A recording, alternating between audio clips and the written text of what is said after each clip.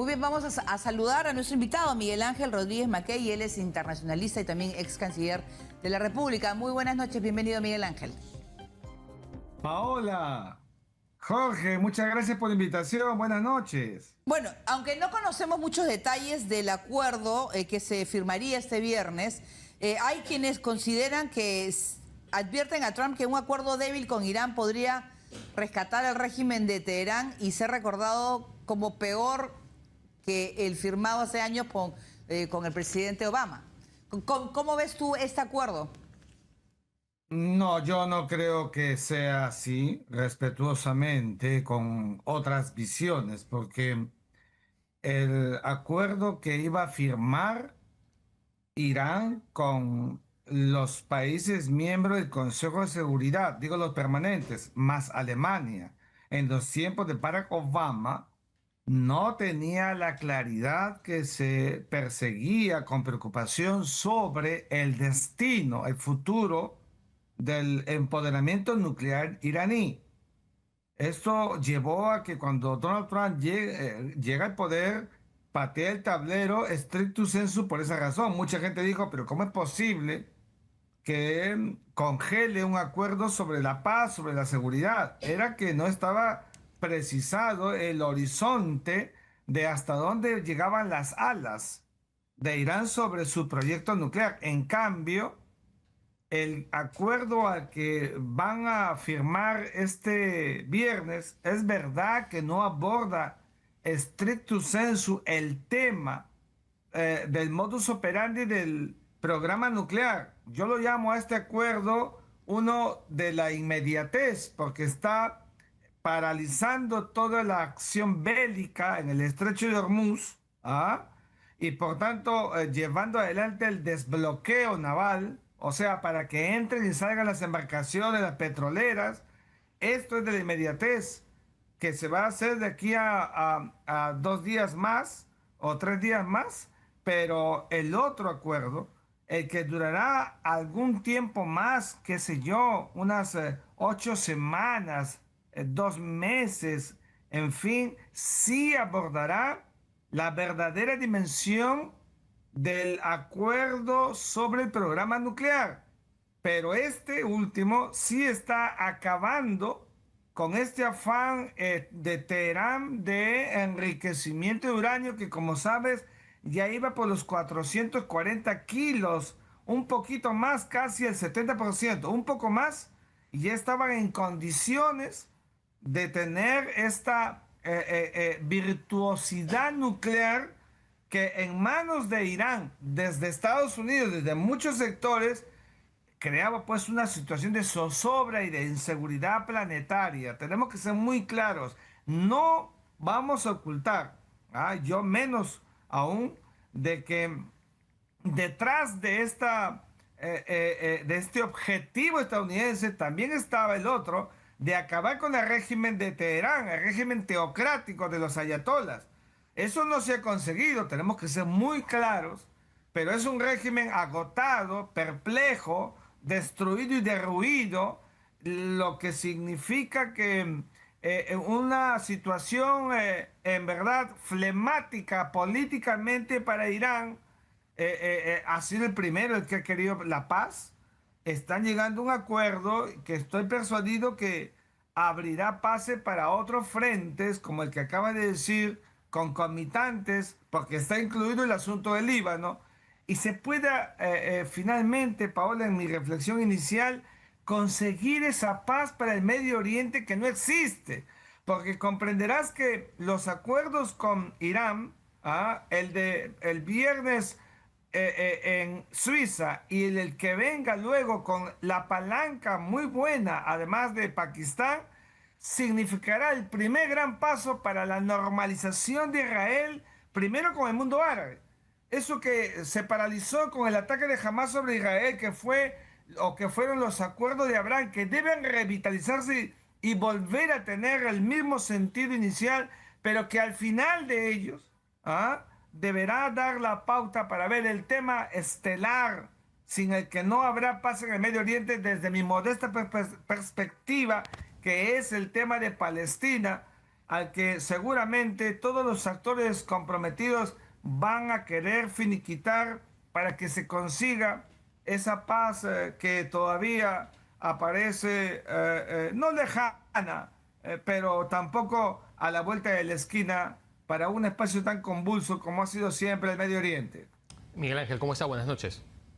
Jorge, buenas noches. Bueno, ciertamente el JCPOA, que fue el acuerdo que firma la administración Obama con los otros países que usted mencionaba, establecía límites en cuanto al enriquecimiento y la pureza del uranio, la cantidad de centrífugas que se podían tener, implicaba también una obligación de monitoreo por parte de la Organización Internacional de Energía Atómica. Como usted bien ha señalado, Estados Unidos fue el que patea el tablero y no consigue un acuerdo mejor.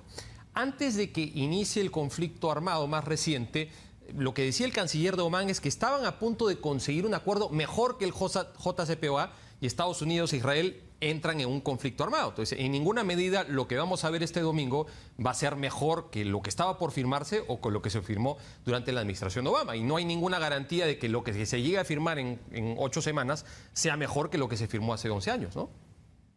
Lo que pasa, Jorge, es que tú y yo y muchos otros tenemos buena fe en creer en las declaraciones que estamos viendo, pero nosotros investigamos y cruzamos información, la que podemos, porque es evidente que esta es una información, digamos, en la medida de lo posible, la que podemos contar, pero yo dudaría de que Irán, digamos, habría tenido alguna suerte de recetario de fórmula para ofrecer en mejores condiciones que antes del inicio de las acciones bélicas del 28 de febrero. Yo creo que Estados Unidos más bien ha creído que ese era el único camino porque tener el mundo en una parte sin la seguridad de que se vaya a respetar los cánones establecidos en el protocolo internacional sobre la tenencia de el enriquecimiento de uranio, sabe Dios a qué nivel iba a llegar. Y yo siempre actúo bajo ese parámetro, mirando los actores internacionales y los comportamientos que han tenido. Entonces, los niveles de responsabilidad hay que cuidarlos y protegerlos. Estoy persuadido que, por eso digo que con ello también estaba la idea de querer derrocar el régimen teocrático iniciado con el Ayatollah Khomeini en 1979. Eso no lo vamos a esconder ni ocultar, tenemos que ser realistas, pero seguramente eso estaba en la mirada, digamos, mucho más holística de Washington sobre el régimen de Teherán para neutralizar y crear las bases para eliminar este enorme poder que tiene Irán en el Medio Oriente. Seguramente que hacia eso también apuntalaba Estados Unidos, pero me queda claro que el tema del enriquecimiento de uranio, el tema nuclear en manos de Irán, a la luz de muchos actores internacionales, era una completa inseguridad con un destino incierto que ponía evidentemente en vilo la seguridad planetaria. A veces se mira solamente desde un lado, como escuchábamos y vemos analistas de otras partes del mundo, sobre todo los que defienden la versión iraní, si quieres rusa, y si quieres un poco más grande, la versión china. Yo no tengo sino una visión absolutamente realista, ecléctica, pero sobre todo realista, pensando siempre en la seguridad internacional, como se hizo luego de lo que sucedió en Hiroshima y Nagasaki en 1945, en lo que debe ser, ¿no es cierto?, cuidar la evolución humana a cuentagotas, pensando en que no involucione el sistema internacional. Pero también hay quienes que, por ejemplo, hablan de quiénes serían acá, quién ha ganado, ¿no? O han ganado tanto Irán como los Estados Unidos. Irán, la liberación parcial de los fondos que tenían congelados. Eso, y además del alto el fuego y retirada israelí del Líbano, eso es lo que está hablando. Israel no está nada contento, por supuesto, y ha dicho que va a continuar por su lado, de manera independiente, lo que está pasando en el Líbano. ¿Crees que va a durar este acuerdo con eso?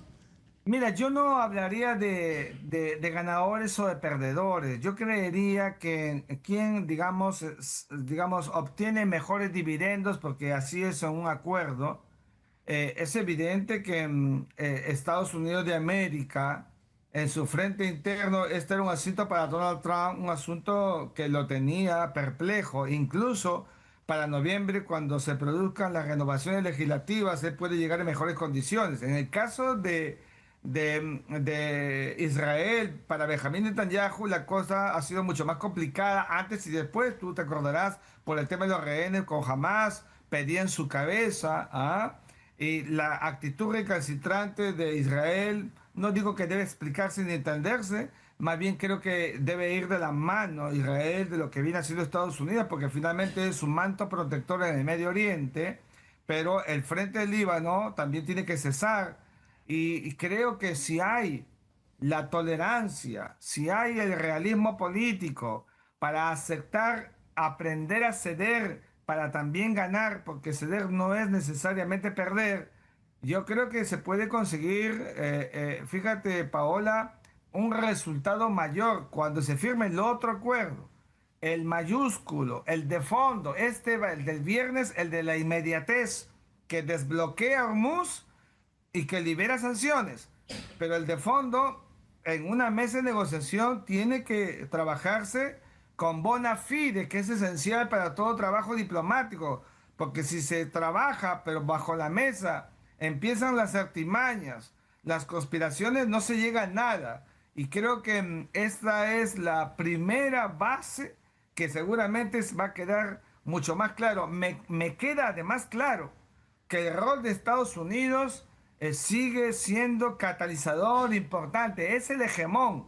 Cuando no está el hegemón, que en este caso es parte y es también el contorno, es muy difícil que se puedan conseguir resultados fructíferos, esperados, de acuerdo con la magnitud de la situación internacional. Lo que pasa en el estrecho de Hormuz le ha estado afectando muchísimo al mundo, pero sobre todo a los chinos, sobre todo a los rusos, a los asiáticos, que a veces no nos llegan las noticias, pero han estado haciendo colas en las gasolineras, sin combustible, etcétera.